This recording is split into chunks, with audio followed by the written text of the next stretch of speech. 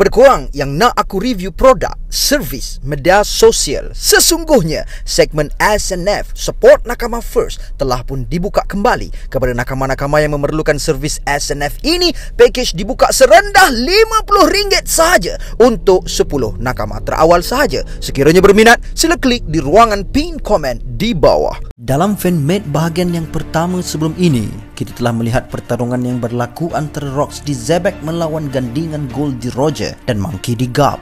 Dan seperti yang dijangkakan, kekuatan Zebek sungguh mengerikan kerana dia mampu seimbang menentang Roger dan Gap. Namun tetap dengan kesempatan yang ada, Roger telah berikan satu serangan Kamusari kepada Zebek. Dan tak hanya itu, semasa Zebek menahan serangan Kamusari Roger, ternyata Gap juga telah memberikan satu serangan yang cukup kuat daya kemusnahannya. Dan yes, serangan itu adalah Galaxy Impact. Dan yang lebih mengejutkan, di akhir chapter, Cyberpol Alpha juga telah menghantar seseorang yang bertopeng dengan satu misi, dan sesiapa sahaja yang cuba menghalangnya akan menerima padahnya. Namun di bahagian yang kedua ini, hype-nya tidak hanya terhenti di situ, bahkan adegan kali ini tentunya lebih dahsyat.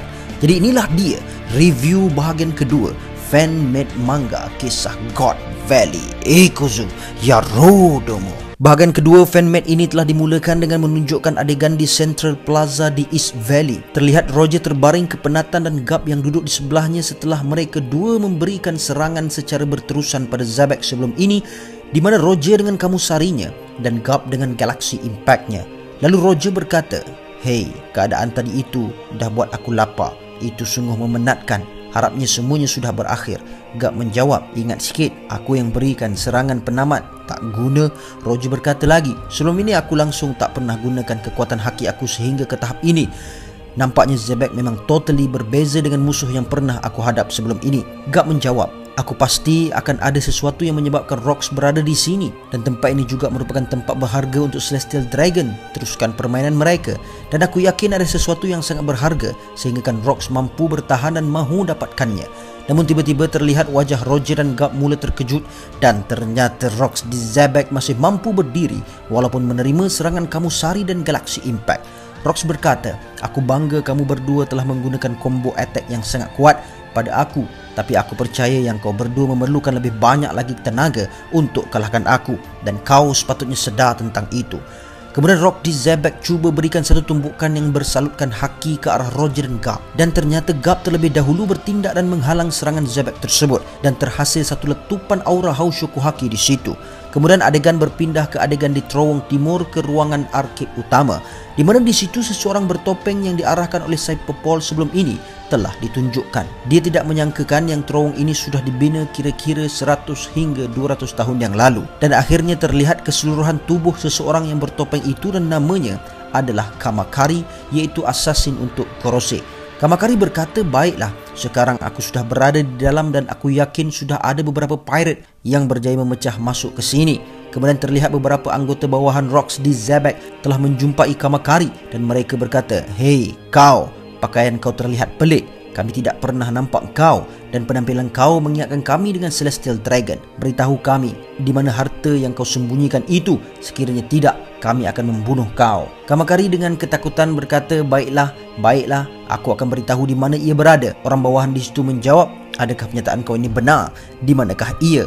Namun Kamakari berkata, "Ia berada di alam setelah hidup." Dan secara tiba-tiba, Kamakari mampu membunuh setiap kru Rox yang berada di situ hanya dengan sekali serangan yang bernama Double Finger Pistol. Dan teknik itu mirip seperti teknik yang selalu digunakan Rob Lucci sebelum ini. Lalu Kamakari mengangkat orang bawahan Rox itu dengan satu tangan dan berkata, "Pirate seperti kau ini memang mudah untuk terpedaya dan kau sememangnya perlu disingkirkan." Dan Kamakari telah menggunakan moonwalk untuk pergi ke tempat dia tujukan. Dan pada masa itu juga, Cyberpol mengatakan kepada Kamakari untuk tidak leka sedikit pun supaya harta itu tidak akan dimiliki oleh sesiapa pun.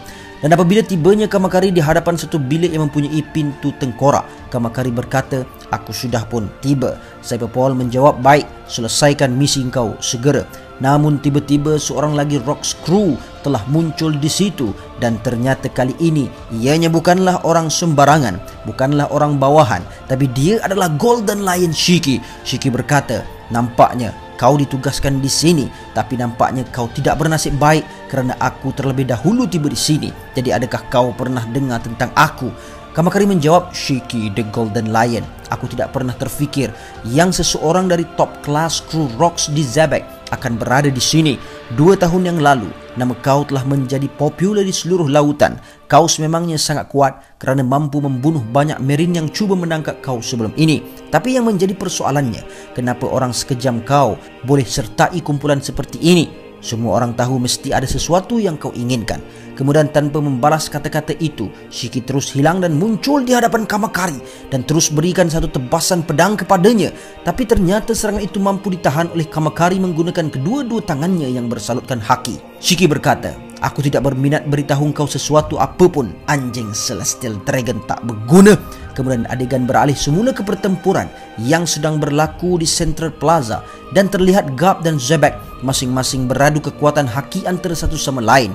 Xebec berkata, Garp, kenapa kau pertahankan kerajaan sampah ini? Kau sepatutnya tahu yang orang-orang sampah seperti Celestial Dragon ini tidak bernilai untuk diperjuangkan. Dan tidak lama dari itu, dengan kesempatan yang ada, Roger berjaya berikan satu tumbukan tepat ke muka Xebec sehinggakan Xebec terpelanting ke bahagian yang lain. Roger berkata tidak sangka Xebec mudah menahan tumbukan Garp. Garp menjawab, hei, kau jangan serang tanpa persediaan. Dan kau Xebec, jangan fikir ini akan menjadi pertempuran yang mudah untuk kau. Namun tiba-tiba seorang Marine di situ telah perasan sesuatu telah pun muncul berdekatan pertempuran yang sedang berlaku. Dan keadaan itu disedari oleh Roger, Garp dan Xebec. Dan ternyata itu adalah Kaido yang telah berubah ke form naganya untuk pertama kalinya. Dan Kaido terus mengaum dengan sangat kuat ke arah Roger, Garp dan Xebec. Dan terlihat setiap pihak Marine yang mengepung God Valley itu juga nampak kehadiran naga Kaido tersebut. Dan keadaan itu mengejutkan Xebec dan Roger serta Garp. Dan Garp berkata, tak mungkin, bukankah itu seekor naga? Dan di panel terakhir ternyata Kaido juga terkejut yang dia telah berubah menjadi seekor naga dan berkata, Lin, apa yang kau bergurau? Devil Fruit jenis apakah yang kau telah berikan kepada aku? Dan tamat untuk bahagian kedua fan-made manga berkenaan kisah God Valley ini. Dan nampaknya setakat 2 part dulu yang aku ceritakan, dan untuk part yang seterusnya maybe kita masih kena tunggu beberapa minggu lagi kerana setakat ni hanya 2 part ini sahaja yang ada. Dan harapnya untuk part ketiga, pelukis fan-made ni akan tunjukkan lagi kepada kita seberapa kuatkah Xebec ini sebenarnya. Dan kita juga masih belum ditunjukkan lagi dengan kekuatan seorang lagi karakter, which is Shirohige Whitebeard. Dan harapnya untuk part seterusnya Whitebeard akan ditunjukkan. Dan tak sabar aku nak baca part ketiga, terutamanya tentang lanjutan pertarungan dengan Xebec ni. Dan satu lagi berkenaan Shiki yang sedang bertarung dengan Kamakari. Jadi itu saja untuk setakat ini, dan insyaAllah stay tune kerana lepas ni aku akan borak berkenaan dengan teori Dragon, dan aku usahakan secepat mungkin untuk siapkan teori dan penjelasan tersebut.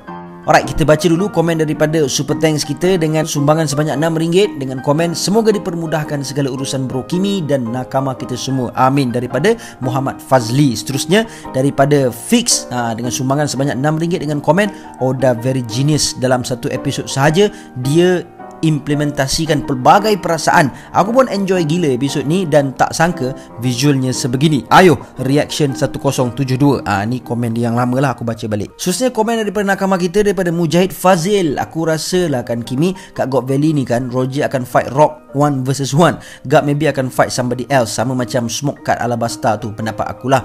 Seterusnya daripada Iadambran, bro aku ada ideologi liar tapi mungkin boleh dibincangkan. Aku fikirkan untuk chapter yang akan datang Dragon tak akan muncul lagi. Sebaliknya mungkin flashback Kuma dan Bonnie diteruskan sikit lagi, and Kuma akan datang ke Egghead untuk membantu Bonnie dan menyembuhkan Luffy menggunakan ability dia. Sebab dalam episod sebelum ini Kuma digelarkan Hand of Liberation dan Kuma sendiri pun tahu akan kedatangan Sun God Nika ini. Mungkin ini jasa terakhir Kuma untuk generasi baru ataupun membantu Bonnie untuk menjadi Hand of Liberation yang sebenar dengan cara mengeluarkan kesakitan yang Luffy alami sekarang ini, dan Kuma sendiri yang akan meresap segala kesakitan sebelum dia mati. Dan mungkin dia juga sempat tengok Luffy dalam form Gear 5 dan selamatkan Bonnie. Sekian teori kepala tahu dari saya. So guys, thank you so much for your time, for your comment, for your thought and for your pandangan. Dan aku ucapkan ribuan terima kasih kepada Super Thanks, and see you guys in the next content. And until then my gang, there is no God except Allah. Assalamualaikum warahmatullahi